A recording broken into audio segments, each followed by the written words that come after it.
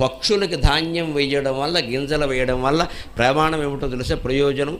మన పిల్లలు చాలా బాగుంటారమ్మా. అమెరికాలో ఉన్న, ఆస్ట్రేలియాలో ఉన్న మన పిల్లలకి అన్నానికి లోటు ఉండదు, ఆరోగ్యానికి లోటు ఉండదు. పక్షుల్ని పెంచి పోషించాలి. ఇంట్లోకి రానివ్వకూడదు. మళ్ళీ అందులో తేడా. పావురాలను ఇంట్లోకి రానివ్వకూడదు. కుక్కల్ని పిల్లుల్ని ఇంట్లో పెట్టుకుని పెంచకూడదు. బయటకు తీసుకెళ్ళి ఇంత ముద్ద పారేయాలి, పొమ్మని చెప్పాలి. ఎందుకని కుక్కల్ని వేళ శుభ్రంగా పక్కలో పడుకోబెట్టుకుని సబ్బెట్టి తోమి దానికో డాక్టరు, దానికో డ్రెస్సు, ఈ ప్రేమ పిల్లల మీద చూపిస్తే ఎంత బాగుండేదో. వాళ్ళనేమో హాస్టల్లో పారేశారు, కుక్కల్ని పక్కలో పెట్టుకున్నారు. ఇక్కడ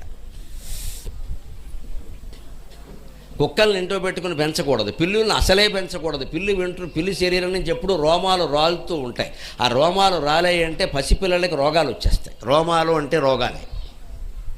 పావురాళ్ళు ఇంట్లోకి వచ్చాయి అంటే రెక్కలు ఊడిపడతాయి. ఆ రెక్కల వల్ల క్యాన్సర్ కూడా వస్తుంది. కానీ మనం దూరం పెట్టక్కల. అవి ఎక్కడో ఉంటాయి. వాటి కింద గింజలు బారేసేది పొమ్మ.